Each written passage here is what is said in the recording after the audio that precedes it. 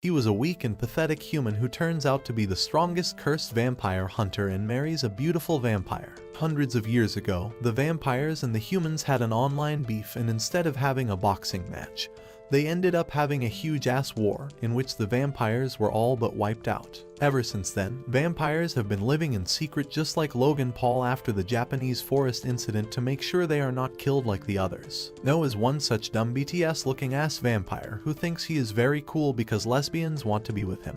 He is on board an airship to go to Paris as he wants to find the Book of Vanitas, a super important magical Kamasutra which can help the vampires. He suddenly spots a cutie named Amelia who seems to be sick, so he goes in to help her. After looking at his boy band face, she immediately gets wet and asks what the hell is he doing here. No tells her that he is going to Paris on this huge demonic looking airship, where he suspects the Book of Vanitas is, and this suddenly grabs her attention as if it was the new release of a Twilight film.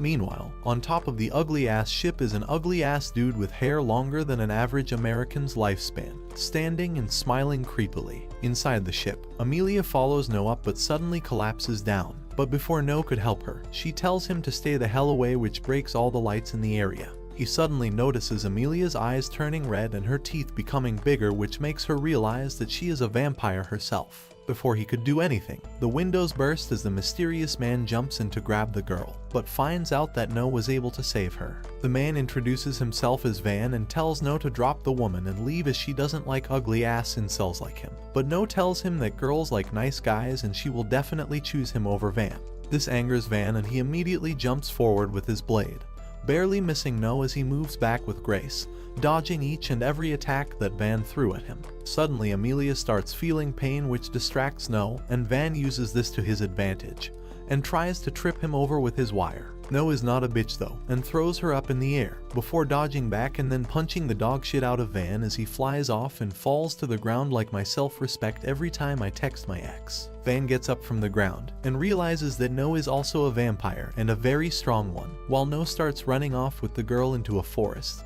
hoping to finally get some action. Suddenly the girl starts growing crazy as a black ghost in her mind kissed her on the face. This racist bitch starts crying, while No tries to go back to call a doctor. Before he could leave though, the crazy bitch latches onto his back, and just when this virgin thought that he is going to get his cherry popped, the racist girl bites his neck and starts sucking on his blood like it's Capri Sun. No tries to run away, while Amelia starts going crazy as black tentacles erupt around her and attack No before grabbing a bunch of people. Just when I thought the story was going to turn 18+ with those tentacles, No comes in and ruins the fun by grabbing her and trying to push her back while the others run away.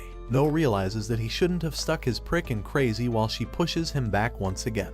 He was just about to get ice-guyed by Amelia Cunt when suddenly lightning strikes and they both fall on their dumbasses, while Van appears between them like a gigachad. He tells No that this bitch be crazy and is possessed by spirits which only he can kill. Amelia starts growing more tentacles, but our American brother shows why America is the best, and shoots them down. No asks Van whether he is a priest from the church and is going to kill her, but Van replies that he can't be a priest as he has no interest in little kids, and claims that he is a doctor whose speciality is dealing with crazy bitches. He suddenly takes out his fancy little blue book, which immediately gives No a stiffy as he watches the black covers inside and realizes that this is the Book of Vanitas. Van immediately uses his magical spell and gives the girl the biggest orgasm of her life, which satisfies the spirit inside her as it leaves her body. No is shocked to see his stamina and performance, while the girl, like any other hoe, chooses the dickhead over the nice guy. No watches like a cuck when suddenly some very non-American policemen come who don't shoot them immediately and order them to surrender, but Van tries to scare them off by claiming he will give them his D, but ends up tripping and falls off the airship. Surprisingly, No jumps off the ship as well and fulfills his foot fetish by grabbing Van's leg as they both fall down while looking at the blue moon, which is pretty romantic, not gonna lie, but Van says no homo, so it's fine. After they crash, No grabs Van out of the ground and starts asking about how he has so much stamina to give the girl the big O, but Van claims that he is from Alabama and had a lot of practice back in his home. Van claims that he wants to save all the vampires and wants No to help him by being his bodyguard, as Van himself is only a human who can die easily. No ends up accepting the term, and they both become a team after saying no homo once again.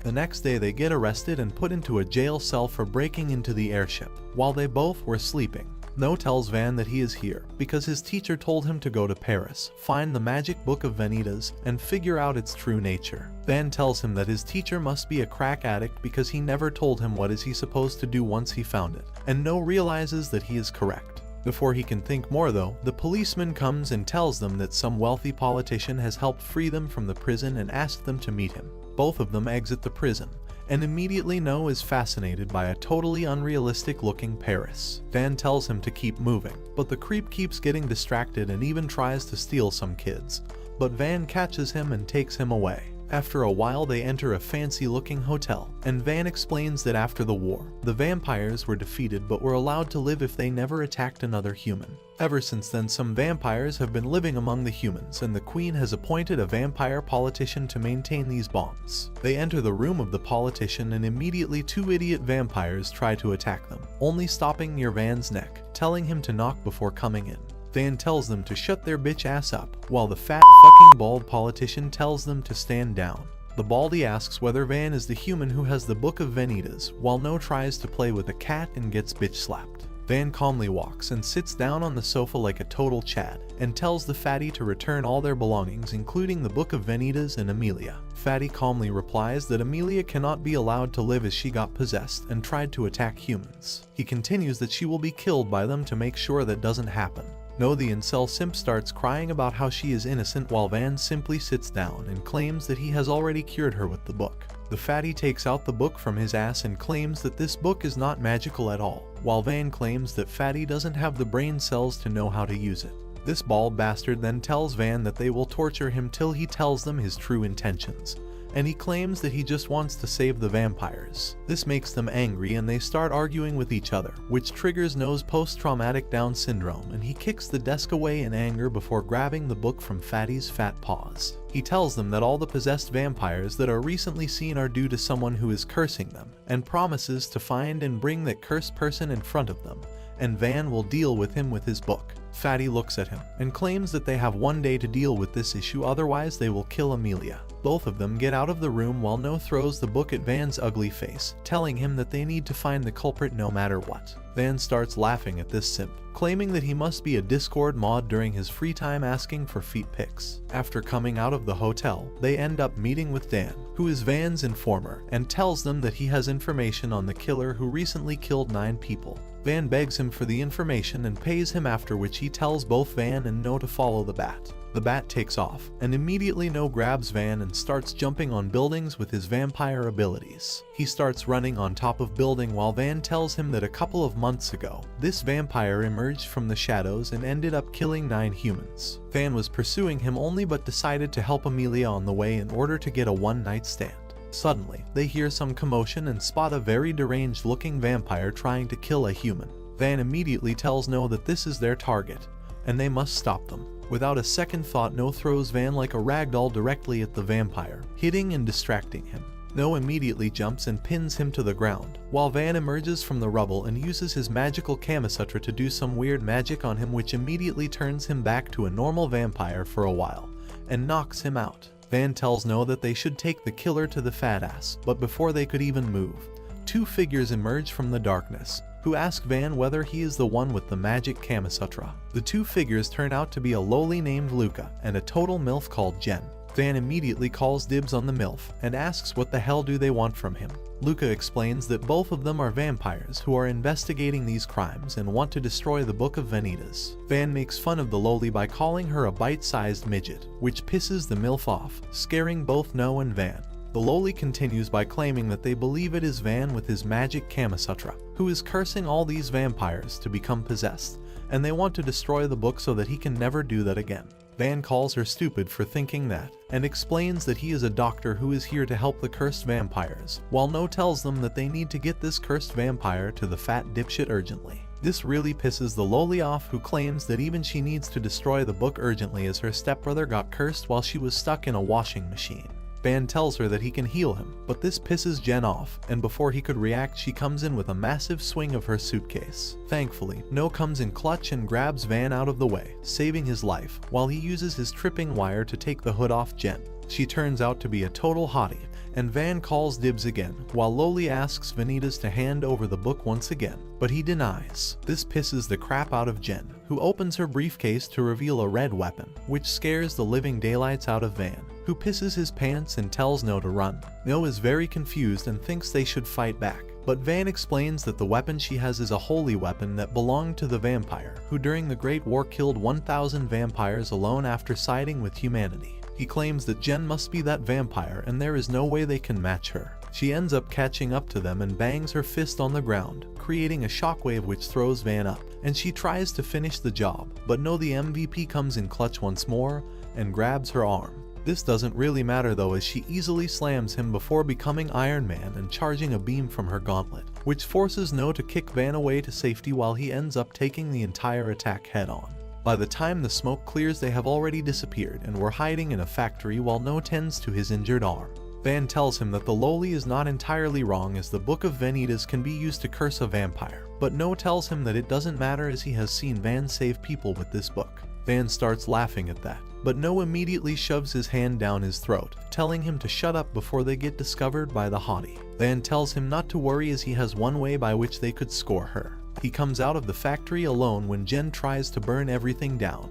He stands in front of her and starts taunting her for working with a Loli, and tells her that the FBI are watching her. She tells him to shut the hell up and hand the book over to her, but Van is the top G and drops the book before telling her that he uses his left hand to milk his snake at night every single day, which made it really powerful. Jen gets scared and backs off a bit, while he takes the gloves out of his hand, but it turns out to be a distraction as the possessed vampire re-emerges behind her and gives her a love bite on her shoulder, wounding her. This gives Van the opportunity to use his book and casts a lightning spell which paralyzes her as well. He then tells her to shut up and watch while he turns his attention towards the possessed vampire wolf. He figures out that this monster is basically an incel who got fed up with his bitchless life, so he got possessed by the spirit of a Reddit mod and now he roams the night looking for females to harass. The monster turns his attention towards Van, but he simply opens his Kamasutra and uses a spell which utterly demolishes the Discord mod spirit inside him, and he returns back to his normal vampire form, completely knocked out. Jen is shocked to see all this, as she had no idea Van could do this. Suddenly he realizes that he needed to take this incel back to the fatty and show him how he can use the book. But thankfully, Fatty's two underlings were there to witness this and promised to tell the ugly bastard about Van's powers. Everything seems to be going well when Jen stands up once again, shocking Van because the spell should have paralyzed her. This scares him, so he calls for No, who comes out of the darkness holding on to Loli as if she is a gym bag. Jen immediately gets worried for the brat when Van walks up to her and threatens to dox her. No stands there unable to hear what he is saying, but remembers how he told him to find Luca using his Loli sniffing nose and bring her in front of Jen. The plan works, as Jen folds faster than a pack of cards and starts pleading not to harm Luca. Van immediately takes advantage of this and shoots his shot like the stalker near the corner of your street. He touches her face and uses his magic to deplete her strength even more and surprises everyone by kissing her on the lips, proving once and for all that consent is just a myth. Jen is beyond shocked while this incel licks her fingers and claims to be in love with her. This really pisses Luca the Loli off, as she believes in true gender equality and is angry at Van as he never asked her pronouns. Van dodges her magic attack, while Jen uses this to escape and grabs Luca on the way before climbing on top of a building. She tells Van that she will come again to take vengeance, and Van seems happy about it, which creeps her out and she vanishes. The next morning they go to the Fatty's hotel, where thankfully they let Amelia go, but this ugly bastard tells them that Amelia will have to stay in the hotel and work as a maid. He then hits the desk for absolutely no reason and screams at Van that he will even have to stay under his supervision and heal any vampire that they bring in. Van smiles like a molester and agrees to this arrangement, as this way he doesn't need to roam around and find patients, as they will be brought to him. Fatty then tells him that their room is ready, which confuses No as he fights with the Fatty, claiming that he is not progressive enough to sleep with a guy. But the bald bastard tells him to say no homo and get it over with. Van then sits down and starts asking Amelia whether she saw a ghost right before she got possessed. But this woman doesn't even remember that and definitely belongs in the kitchen because of her IQ. She keeps thinking but fails, when suddenly the ugly bastard tells No that maybe he should figure out her memories. This surprises them all, but the Fatty claims that he received a letter from No's teacher, who told him everything. Apparently, No belongs to the clan of a very strong vampire who had the ability of reading the memories of anyone by drinking their blood. But slowly they ended up dying, and No is the only one in his clan alive. Amelia looks at him and asks whether he could help her regain her memories, and No the big simp obviously jumps at the opportunity to touch a woman. He sits down and licks her hand like a freak before taking a bite and starts drinking the blood. He dives down into her memories and starts seeing things that happened in the airship, but he keeps looking and spots a shining light. Once inside, he watches Amelia surrounded by some heavy fog, when suddenly something grabs her from behind. When she turns around, she sees a weird freak circus where weird things are going by her. She seems completely confused when she hears a noise and turns around to see a ghost. This freaks her out and she starts running away from it and reaches a lamp post. Breathing hard, she looks up, only to be horrified by the ghost again, who comes directly in front of her and bites her head off. This suddenly snaps No back to reality as he starts breathing hard and tells Van that he saw the ghost. Van was thinking about it when suddenly the doors swing open and a woman barges in, calling herself Domi and claiming that No is her bitch. No immediately refutes, saying that he is not her bitch, but the woman walks up to Fatty and tells him that she needs to borrow No before putting a collar on him, actually making him a bitch. She takes him to a shop, telling him that she needs to attend a dance and he needs to be her partner. They go through a secret passageway leading to the portal which connects the human and the vampire world. Just as they were about to go through, suddenly Van rushes in behind them and jumps through the portal as well. Thankfully, No grabs him and starts screaming that humans are not supposed to be in this world, but Van tells him to calm his tits as he has been here multiple times. Domi seems to be in a hurry and tells No to move on, and looks at Van before saying that he is a very peculiar human. They walk outside only to see a huge, beautiful vampire city with bats flying around the red sky. They walk for a little while and finally reach Domi's trailer, where she takes No inside while Van sits outside, waiting for them. She immediately starts strip-teasing him, but No is a buzzkill and starts apologizing for bringing Van with him. Domi then walks over to him and unchains him, before taking out her dress just a little and allowing No to suck her blood. Van stays outside like a good wingman, happy that his buddy finally got to hit that ass. A little while later they get dressed and enter the ballroom, which is filled with people wearing weird orgy masks dancing all around the huge room. No starts getting uncomfortable with so many jokers around, while Van tries his luck with the kids, but No immediately carries him away as the FBI are still watching them. After that they follow Domi around, when suddenly No ends up getting distracted by a bunch of robots and follows them, leaving Domi and Van alone. He follows the robots and starts asking them about when AI will take over the world, but even the robots tell him to fuck off and leave. While backing off, No ends up running into none other than Loli Luca and her two FBI agents. Both of them are shocked to see each other, and Luca asks whether he is following her like a creep, but No immediately denies it.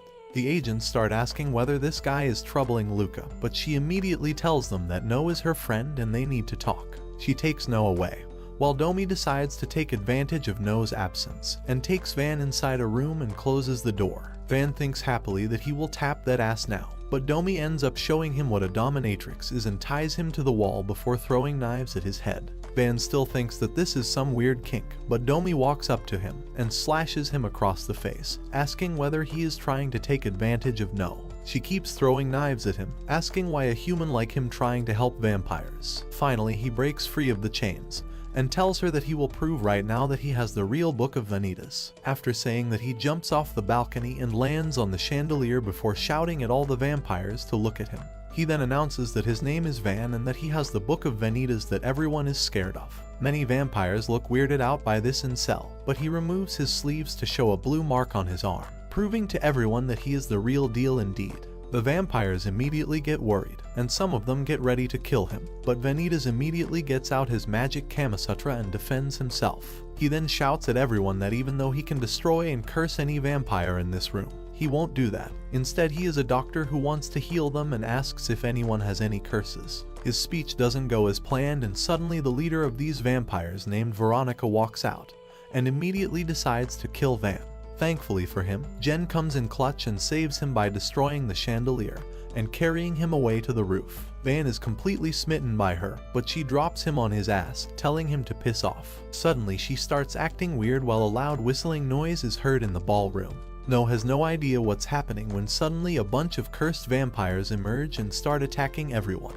No runs off with Luca and they finally find the two FBI agents, who run towards Luca, but end up getting slaughtered by two men. One of them is Wolverine himself, who attacks Luca, but No blocks the attack and throws him away. The other midget immediate attacks, but No sidesteps and shatters his sword completely, and slams him into the wall. Wolverine decides to use his relentless combo attacks, but No is too overpowered and dodges all of them before kicking him away. No asks who the hell they are, when suddenly a ghost emerges from Wolverine and claims that they are Charlatan, who will destroy all the vampires. Meanwhile, Van realizes that Jen is very weak and offers to let her drink his blood. She tells him that he might die because of this, but this incel doesn't care to die as long as a beautiful girl is sucking him.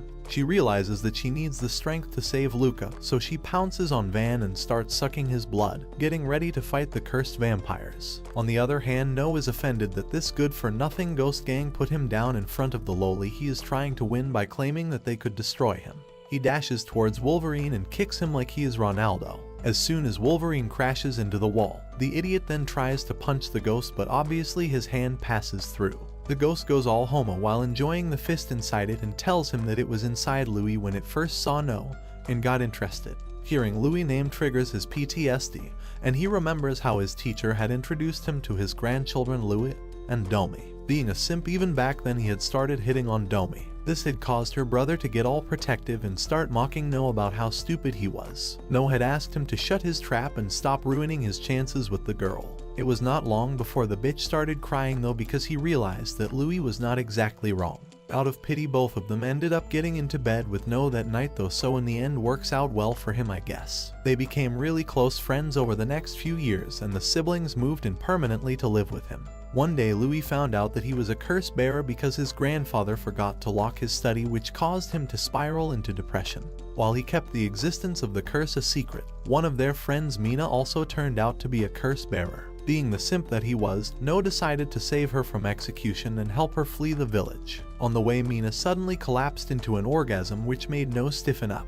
Just then she lifted her head and he noticed her red eyes and realized that she had turned into a crazy vampire. She bit onto one of the villagers and then pounced onto No. The dumb bitch stayed where he was waiting for some action, but Louis dashed onto the scene and tore the crazy bitch apart before she could cause any harm. This attack activated Louis' curse, however, and he started thirsting for blood. He rushed to attack Domi, but No, being the alpha male, held onto him to protect his waifu. He calmed Louis down for a bit, but the crazy bitch ended up biting him nonetheless. He only made it out of there because the teacher suddenly appeared and chopped Louis' head off because he could suck No out completely. Back in the present, he remembers how he had never had any action since then and collapses because of the sadness. The ghost promises to take away his loneliness and is about to kiss No, but Van appears and pushes the ghost away.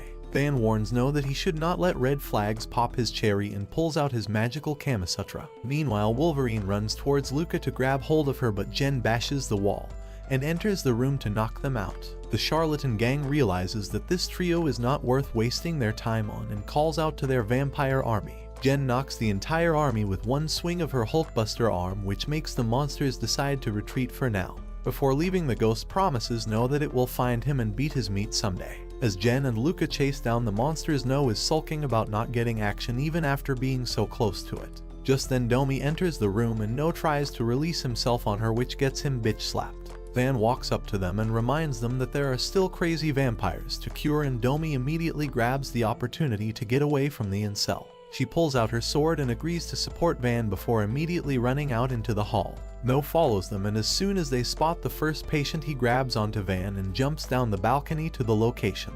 Van casts his Kamasutra magic and gives the cursed girl an orgasm so big that she collapses onto the floor. As the boys stand there enjoying the sight, Domi asks them to get their ass moving because she found another patient inside.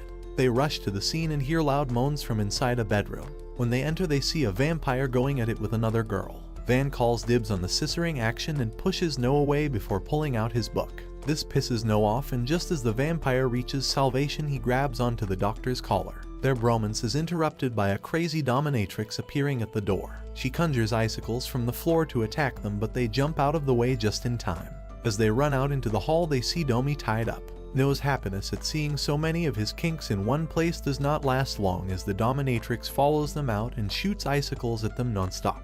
One of them ends up hitting Van's foot and starts freezing him in place. Just as he is about to turn into an ice statue, her master shows up and taps her ass for misusing her powers. She tells the Lord about the possibility that Van's Kama Sutra is cursing the vampires, which pisses him off, and he himself sets out to knock Van off. No steps up to save his wingman and asks the Lord to back off. Just then Luca enters and they realize that the Lord is her Uncle Ruth. After learning that they are all friends, Ruth melts off the ice and agrees to take the boys under his wing and train them.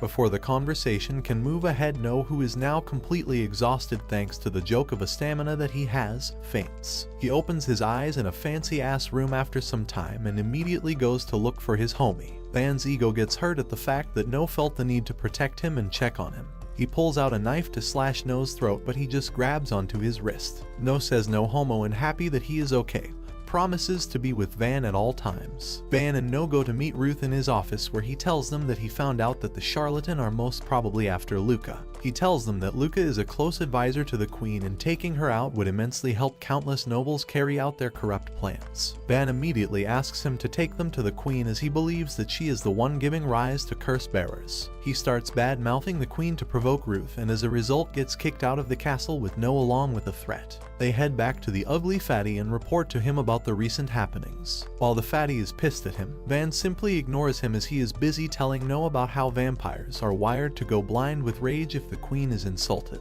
He adds that Luca was eerily calm during the incident, though, which raised his red flags. Later that day, Van's informant Dan bring in more info to sell to the doctor. They tell him that the night before they saw a curse bearer being kidnapped in front of their eyes and got beat up good when they tried to stop it. They hand him a button that they tore off from the kidnapper's coat during the fight. Van immediately recognizes the symbol as that of the anti-vampire unit of the church. That night, Van cannot sleep and sneaks out to investigate the kidnappings. No, being a bitch obsessed with him, notices this and joins him right away. Van is picking the lock of the church when two priests hear the noise and come out to check. The boys tie them up and strip them, but since they do not have a lot of time to satisfy their kinks, just put their clothes on as a disguise. Van opens a doorway to the underground tunnels and tells No that the anti-vampire unit's HQ has been the dungeons since the war. As they explore the dungeons, they run into a captain of the unit. They pretend to be innocent lost priests, and he offers to take them back where they came from, although he has his doubts about them. After walking for a while, the crafty guard tricks Van and locks him up in a cellar. Without wasting time, he then throws an anti-vampire flash grenade at No, which messes his vision up and reveals his identity as a vampire. The captain is overcome with bloodthirst to slay his mortal enemy, and injects himself with steroids to be able to destroy No completely. Despite having zero vision and feeling sick, No stands up to face the guard. Van tries to convince him to run, and seeing his concern makes No moan his name. As soon as the captain hears his name and recognizes him as the person that they are looking for to save him from the vampires, Van is offended that the captain considers him nothing more than No's bitch and scratches his face. As the captain continues trying to save Van, No regains his vision and prepares to take him down. The captain notices this and dashes towards No with his double-edged spear with Godspeed. Now barely manages to dodge him, but the captain continues slashing at him without giving him any time to breathe. He then jumps up in the air and strikes down at the vampire, but ends up hitting ground as No jumps backwards. Just as he stands back up, the captain takes out his throwing knives and slashes at No's arms with a powerful throw. He then morphs his spear into a whip and strikes at No with it. No grabs onto it to stop it, but the priest then electrocutes him by activating the stored electricity in the whip. As No falls to his knees, he dashes at him to whip him up, but Van manages to escape his cellar and steps in. This catches the captain off guard, and No takes the chance to grab onto his hand and throw him into the wall. As the dust settles, the captain notices that the boys have escaped. Just then, two of his comrades step in and he tells them what had happened. The trio sets out hunting down the intruders. Van and No are hiding in a corridor deep within the dungeon, where Van admits that he came here looking for someone. He tells him that his target's name is Morau, whose obsession with vampire research caused him to go mad. This eventually got him expelled from the church, but the button points to an abductor who was being enhanced by Morau's experiments. Meanwhile, the captain puts out a paw announcement about the intruders. As he steps out with his companion to look for them himself, he finds his men lying unconscious on the floor. Their robot guards had all turned against their master, making the AI uprising fear very real. On the other hand, Van and No are exploring the dungeon further, as No wonders how Van knows the way so well. Van senses his confusion and tells him that after his family was slain, the anti-vampire unit saved him. They were training him as a new recruit, but Morrow started getting interested in him. He refuses to share anything beyond this, which pisses No off, and the dumb bitch starts screaming at Van. This brings in a bunch of guards to them, but as soon as they throw a flash bomb, Van uses his magic to escape and seal the door behind them. No then comes up with a plan, and the boys step out in the open pretending that Van is No's hostage. The captains are immediately convinced by their acting, and one of them charges at No. The vampire throws his friend into the air to get him out of the way of his fight and jumps up just as the guard slashes down with his axe. He then uses his back to leverage himself to jump higher and launches down a kick to another captain's head. Once the captain is unable to move, he starts trying to reason with him because he finds him too cute to fight with. Eventually, he tells him that Morrow is still alive and his experiments are causing vampires to go crazy. This grabs the captain's attention, and he immediately offers to join them in defeating the crazy scientist. Van leads them to Morrow's bunker, and as soon as they open the door, they are greeted by confetti. Morrow reveals that Van was one of his experiments and is happy to see him after such a long time.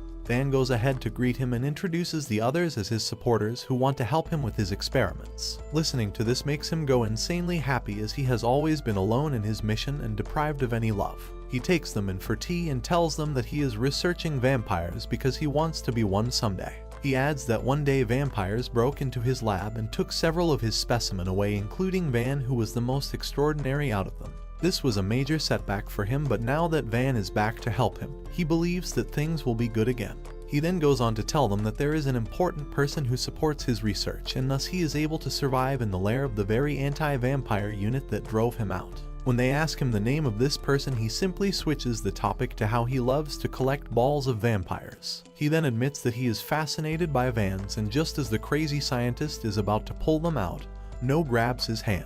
Van asks him to stop interrupting, but No is so pissed about Morrow wanting to touch Van's balls that he slams him onto the table. Morrow's bodyguards rush to attack him, but Captain Ron goes all Dr. Octopus and knocks them out with his tentacles. As No holds onto the doctor, Van draws a knife on him and threatens him to tell the name of the person. But before they could get him to confess, a monster jumps down onto the scene and kicks Van away. As he grabs onto Morrow and prepares to escape, No recognizes him as the spider monster from the party. They jump onto the balcony and get into the lift, but Van refuses to give up. He pulls out his magical Kama Sutra, but just as he is about to attack, Morrow triggers his PTSD with memories of his ex.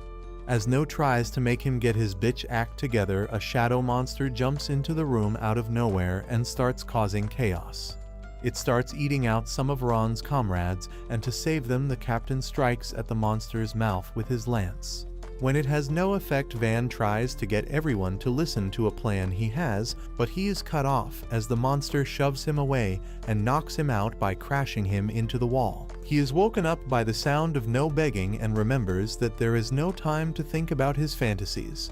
He tells No to get Ron and his fighters out of the room as he deals with the curse bearer inside the monster. No then reveals that he wants to be eaten out by the monster, and the idea makes Van get excited as well. He grabs onto his Kama Sutra and runs towards the beast to give it the time of its life. Ron and his army slash onto the beast's limbs, and as it falls to the ground, No and Van jump into its mouth. They finally see the curse bearer that is acting as the core of the beast just as they get wrapped up in darkness. Van immediately uses his Kama Sutra magic, which turns the beast into a rock and breaks him into pieces. The boys fall out of its belly and onto the ground with a young vampire in their arms. Just as they are celebrating the possibility of a third person joining their nighttime adventures, the ceiling of the lab starts to crash. Everyone runs out as soon as possible, and as far as possible before they stop to catch their breath at a safe place. After they reel from the shock of the lab self-destructing, Ron asks No and Van to get out as the anti-vampire lair is not safe for them. He assures them that he will take care of their task to report these incidents to Fatty and pulls them into a tight hug. Just as No and Van say no homo and run away, a sexy priest called Oli walks in. He asks the squad about the commotion, but Ron ignores him and starts hitting on him, which gets the captain bitch slapped. However, this does not faze the captain, and he keeps talking about how he almost became part of a three-way. Meanwhile, No and Van escape the dungeons and end up on a riverside in the middle of the city. They are so exhausted that they sit down to rest right away. In some dark corner of the city, Spidey tells Ruth about what happened and tells him that the root of their problems is No. The next day, Amelia walks into the boy's room and hands him an invitation from Jen that had arrived for him. He immediately starts dressing up, which seems sus to No, and he questions where he is going. He refuses to tell him and simply heads out to meet Jen for the date. She starts pretending to be completely rizzed by him because Domi had told her that Van only loved people who did not love him back. But instead of getting him off her back like she wanted, he seems to have gained even more interest in her. As they walk through the town, Domi sneakily follows them around to see if the plan succeeded. She sees them walking hand in hand and cozying up in public, and is not surprised at how easily Jen was won over. She hates herself for setting up this date and killing her own chances to bone with the Gigachad. Van takes Jen to explore Paris and feeds her stuffed rolls in a park, which makes her want to actually smash him. Meanwhile, No is woken up by Ruth suddenly appearing in the room and is taken out to a cafe by the Lord. The fact that Ruth booked an entire cafe for the date makes No wet as hell, but the Lord then keeps talking about Van. No tries to bring his focus back on him by telling him that he reminds him of his master. Ruth reveals that he was indeed a teacher in the past and was loved by his students. The only thing keeping him in check was the FBI, and before his students were old enough, they were all killed. He adds that he would love to have students like No, as it would fill his days with pleasure. Ruth then goes full force into winning him over by telling him that Van is only taking advantage of him. He asks No if his type is humans or vampires, to which he replies that he likes them both. Ruth then declares that No has failed the test, and he suddenly starts struggling with intense pain. Ruth grabs onto him and bites him in the neck while gagging him with his massive hand to control his moans. Back at the park, the date is interrupted by a boy tripping over while playing. He starts bleeding, which makes Jen lose control and reveals her vampire identity in public. This causes chaos in the park, but before she can attack anyone, Van grabs onto her and makes her bite his hand. Suddenly, they are covered by a smokescreen by Domi and the informant who had just joined her in her spying. They waste no time in escaping the scene and head over to Jen's house, where she then starts to suck him out. Van asks her bluntly if she is a curse bearer who has been forbidden to talk about it by someone. She simply ignores him and takes off his tie before going on to give him the time of his life. She suddenly starts crying and makes him promise to kill her if she ever caused any harm to Luca. Meanwhile, at the cafe, some kind of darkness starts taking over No, who collapses to his knees. Ruth asks him to become his slave and hypnotizes him into agreeing. Once the ritual is complete, Ruth makes No his bitch by tying a collar around his neck, and he suddenly loses consciousness. Spidey, who was hiding at the cafe, comes out and asks his master why he did not kill No as originally planned. He reveals that he decided to use him as a pawn instead and find out his teacher's grand plans. Later that night, after Jen calms down, Van walks her back home to seal his deal. She tells him what her original plan was, and he reveals that he knew. He expresses his shock at the fact that Luca let her go on the date, to which she replies that she is with her older brother. She tells him that Ruth gave her the permission to go on the date, which immediately makes warning bells go off in his head. He rushes to their room, but as soon as he enters, he finds someone who seems like No sleeping there. The vampire wakes up and asks him the reason he looks so worried, but he just asks him to shut his trap. Back in the street, Jen is still waiting for Van to come back when Ruth approaches her. He tells her that he heard reports of a vampire causing chaos in the park and hence rushed to check in. She begs him to forgive her, as she did take consent before biting the human that she did. He agrees and wraps his coat around her before asking her to come home with him. In the church, Oli finds Ron sitting in the library reading up about the history between humans and vampires. When Oli asks him the reason for doing this now after all this time, Ron tells him that he expects to find something that he completely missed before because of the new broad perspective that he has gained. One of his army men, George, asks Oli to not worry because the bitch be loyal, but Oli finds it difficult to completely trust him. and starts trying to convince him that there is no hope for friendship between vampires and humans. He reminds him how in the worst case scenario his family could be demolished by the beasts. However, Ron is unfazed and instead threatens Oli to shut his ass up, as he only does what he wants to. In another part of town, Dan jumps into Van's room through the window and informs him that the beast of Jev has risen. Seeing how clueless No is, he tells him that it is a huge wolf with sharp claws and red fur. In the past, it had raided the village of Jev and had massacred the residents mercilessly. Dan adds that the beast is believed to be nothing more than a curse-bearing vampire. While they are not sure if it is the same beast, 5 bodies have already turned up this month, and all of them were killed in different ways just like in the past. More importantly, there are eyewitness accounts. Van immediately gets up to go outside to think alone, but before leaving asks No about his plan. However, he is busy thinking about how good Van smells and wanting to suck him out and cannot focus on the conversation. He decides to convince Van to let No have his blood and starts buttering him up. Van cuts him off in the middle and tells him to never ask him permission to suck his blood if he wants to live. No is surprised at how mean Van is being, but the doctor just ignores him and leaves. No lies down and is crying about how he messed up the only chance he had to suck on Van. The next day, when Van comes home to get ready for the investigation, No joins him too. As they are walking, Van can no longer take the awkwardness and confronts No about it. He apologizes for the day before, and Van allows him to lick him off when he is injured. A happy No then follows Van to the station and they get on a train to Jev.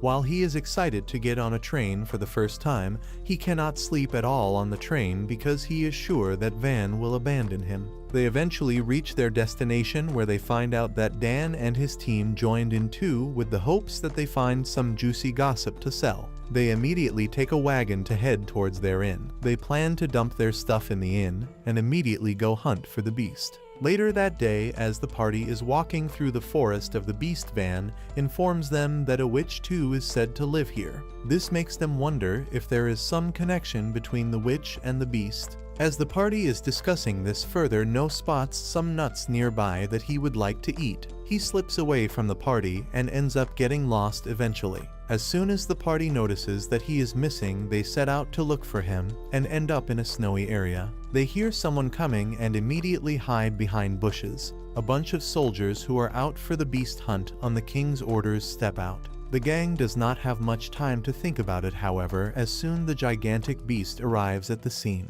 The soldiers pull out their guns on it, but their bullets have no effect on the giant wolf.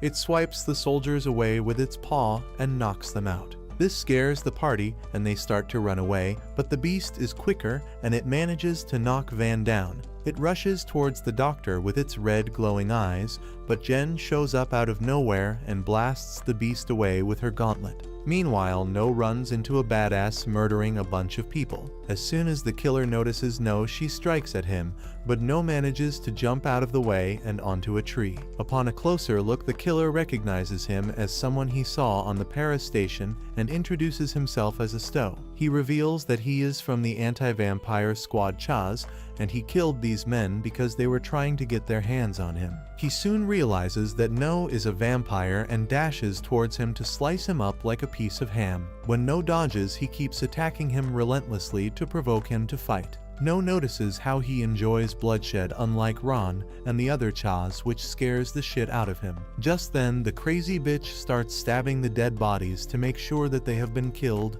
and to stop him, No rushes towards him. Esto strikes him with his huge ass sword and ends up slashing his chest and knocking him to the ground. Just as he is about to stab him with his spear, the beast emerges out of the forest mid-fight with Jen. It falls to the ground and the force knocks away No and Esto. As the informants run to No to check on him, Van tries to convince Jen to not kill the beast right away. However, she is hell-bent on getting revenge for years ago and goes all Iron Man on it. Bestow, who is watching this from afar, is sure that she is the Hellfire Witch and rushes to get a glimpse of the epic deathmatch. In the background, as explosions play out, Van tries to provoke Bestow to fight him. This makes sure that No is free to go stop Jen, so that Van can then save the curse bearer. On the other hand, Jen is running around the beast, dodging its attacks, and eventually manages to scratch its neck. She launches a blast from her gauntlet to land the finishing blow, but the force throws her away. Just then No appears and reminds her of so many curse bearers that have been saved to motivate her to stop the fight. She just says that it is her duty to execute Curse Bearer and climbs onto his shoulders, wrapping her legs around his neck. She threatens to kill him if he tried to interfere in the fight again. Meanwhile, Van is continuously provoking Asto as the knight keeps trying to slash at him. All of this chaos is being watched by the Ghost Leader, and he decides to step in and enjoy it firsthand. It wraps the world up in weird-ass wallpaper and comes up to talk to No. He sends out hallucinations that trigger the other's PTSD to get some privacy with his Edward Cullen. This leads to Asto getting even crazier, and he walks up to Jen to kill her. Just as he is about to slice her throat with his knife, Van jumps in and lands a cut on his arm instead. He then kicks the knight away and pulls out his magical Kama Sutra to put an end to this craziness. However, before he could complete the spell, the book is knocked out of his hand by a flying knife. The book falls to the ground, and the resulting explosion knocks everyone out and eats up the hallucinatory world. As things calm down, the curse bearer inside the wolf, Chloe, is freed, and a man walks up to her to take her home. A while later, Jen spots Van and, noticing that he is poisoned, offers to suck it out. She carries him to a cottage nearby and lights up the fireplace to keep him warm. She takes off his clothes, which are damp from the snow, and looking at her doing the same causes him to faint out of happiness. She then wraps a blanket around them as they sit in front of the fire to dry down and warm up. Once they cozy up a bit, she tells him that her parents were Ruth's students and as a result had to travel around a lot. Once when they were going on an adventure, they left her in the care of the Lord of Jev at his castle. Chloe was a vampire that was kept hidden there and taught her a lot of things. She had become a big sister to Chloe, and being asked to slay her hurt her a lot. She was supposed to follow orders without question, and that is the only reason she ended up fighting her. She suddenly notices that Van is feverish and goes to bring him water. He suddenly breaks down as he realizes that Jen and him are technically enemies, since he wants to try his best to save the beast. This pisses him off, but Jen calms him down with a kiss and asks him to rest for now.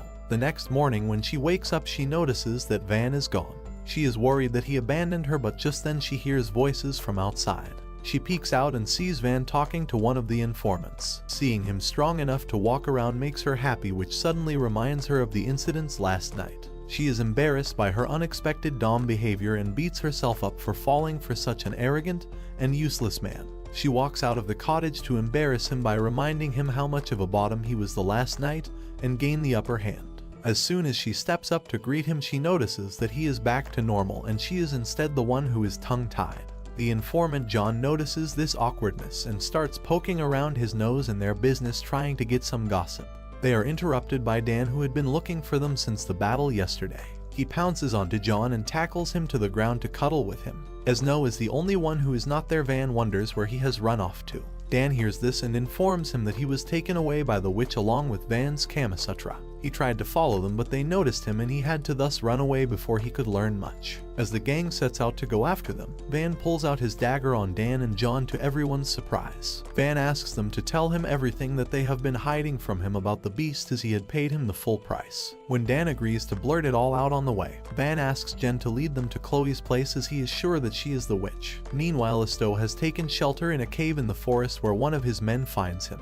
Asto immediately asks him to follow him to the witch's castle to complete their task. In the castle, No wakes up to Chloe sucking on him and immediately pushes her away to avoid any trouble from the FBI. She does not give a flying frick though and pushes him back down because her satisfaction is more important. Before she can go back to sucking him, her butler Jean enters the room and drags her away from No. He vows to strangle No to death for stealing his girl from him, and his jealousy melts Chloe down like an ice cream at room temperature. Jean is satisfied with himself and does the job that he was actually here to do. He hands No his cat that he found wandering the mountains and his clothes, which were so stinky that he had to wash them. He asks No to change and come down as soon as possible before carrying Chloe out of the room. No cannot help thinking about whether Van is okay, but since he can do nothing at the moment, he decides to hear out what the couple has to say. He finds them sitting at the dining table with robotic instruments playing creepy tunes for them. As Chloe asks him to join them, the creepy shadow guy from earlier appears behind her. Seeing the ghost pisses No off and he asks it to get away from Chloe, but she just asks him to sit and have his meal. He gets over his surprise at the fact that the ghost and Chloe seem like friends and asks her straight up if she is the beast. He asks her how she can bear to sit beside the very ghost that turned her into a curse-bearing vampire. She asks him to shut his trap because she is a woke woman with her own agency who chose for things to be this way. She made a wish and the price was to let the ghost take over her and turn her into a curse bearer. The ghost clarifies that with vampires as powerful as Chloe, forcing them is not an option. Thus it politely asks them if they want to let him stay in exchange for a wish. It then goes on to ask No if there is anything that he wishes for. No immediately remembers how the ghost had killed Louis and asks it if he had been offered the same deal. No loses it as soon as he thinks of Louis and tries to slap the ghost, but his hand passes through. He then jumps onto the table and tries to grab hold of it, but when he cannot he gets angrier and throws everything off the table. Chloe immediately climbs up and bitch slaps him into the wall for ruining her lunch. When he regains consciousness, he finds himself in the kitchen where Jean is cooking something. He apologizes for what happened and asks him where Chloe is. Jean tells him that she is with the Shadow and asks him to stay away, but No cannot let a girl be alone with a dangerous monster. His heroic monologue is interrupted by his growling stomach though, and Jean immediately sets up a meal for him on the condition that No help him with the cleaning. He takes a sip of the soup and immediately decides that he has found his match in Jean. He walks up to Jean and starts simping over the soup while thanking him for saving his life. Meanwhile, in the forest, Dan tells the others that Chloe's family were conducting research on the world formula even though the church strictly forbade it. The research eventually led to the development of a device that can alter the world formula called the alteration engine. That is what gave rise to the Beast of Jev, and the reason both vampires and humans are obsessed with it is to study it further. Dan bluntly asks Dan who he works for, and seeing no point in lying, he tells them that he takes orders from a lord named Francis. He wants to know whether the engine really exists, and had tasked Dan with getting Van involved because of his reputation. If it does exist, Dan is to find it and bring it to him. Back at the palace, Jean and No are hitting it off and they end up on a castle tour. Jean shows No the family pictures of Chloe and tells him that each one of them was killed in the beast attack. Chloe has been alive for very long and has been watching over every generation of the family. He asks No if his people want to harm her, but No clarifies that their only enemy is the Shadow Dude. He tells him about Van's powers and tells Jean about the possibility of getting Chloe exorcised permanently from the ghost. He asks him about Chloe choosing to give in to the ghost, and Jean immediately launches into his sob story. He tells No that she had been crying every day before the ghost arrived and he was completely helpless and could do nothing to make her feel better. When the ghost offered to make her stop and she agreed, he just stood by, as at that point anything that took away her pain was okay with him. All he wanted was to be with her forever and make sure that she is taken care of. In another room, the ghost questions Chloe's decision to leave Jean alone with No. She asks him not to worry and let it be, as it is a rare opportunity for Jean to meet another person. She admits that she too is having a difficult time, as she is a very jealous woman. To prove her point, she starts telling him a story from when she was younger. She woke up one day to find out that she had become a vampire. Once the beast had made the world formula unstable, it started having an effect on this world too, and that is what had caused it. Her father had asked her to not let anyone know that she is a vampire and vowed to make her human again. Her body stopped aging and thus she had to be kept hidden from the world to avoid suspicion. Everyone was told that she had fallen ill and died. At their castle deep in the mountains, her father gathered renowned mages and alchemists to study the world formula. Even while taking his last breath, all he wanted to do was make Chloe human again. As the generations passed by, her father's wish turned into something else. The family became greedy with the immense power, and figuring out the world formula and gaining the godly power that came with it became their wish. One day a traveler arrived at the castle and introduced himself as August to her. He was the first vampire that she had ever met, and in the excitement started spilling all secrets to him. She told him that interacting with the world formula required a medium and that her family had chosen sound to be theirs. She showed him the notes and he seemed to believe that making the alteration engine is definitely possible. He claimed that it was their only shot at a brighter future for the world. Before her friendship with August, she had never really thought about the world. The only world she knew was the castle and the mountains surrounding it. August educated her about it and told her that vampires were struggling against the church to survive in the outside world. Vampires were being hunted down and humans were being tortured over the smallest suspicions. When she asked him whose side he was on, August had told her that he belonged to neither. He told her that he liked vampires as much as he liked humans and hence wanted to end the war between them. She was jealous of how he could speak his mind but felt close to him as well. When he left, all she could do was keep waiting for him to return. A while later, Jen came to the castle and was placed under her care while her parents were away. One day she claimed to have spotted an amazing place from the window and ran into the woods to look for it. She asked Chloe to join her, and while she was scared and hesitant at first, she ran in behind her. She kept looking for Jen, but she was nowhere to be found. All of a sudden, the girl had jumped out of hiding and tackled her to the ground playfully. The beauty of the flowers in the forest had deeply touched Chloe and had brought tears to her eyes. It was the first time that she had ignored her father's orders to never go out, and she did not regret it a bit. She saw the massive blue sky and the beauty of nature for the first time ever, which had made it all worth it. The day was something that was extraordinarily new for her. Then one day, Jen too was taken back by August to her parents, and she did not hear from her since then. She was worried that something had happened to her, but she had no way to go and check in on her. She could not abandon her family no matter what. One day, August came back injured heavily. He asked her if the alteration engine was complete before falling to his knees in pain.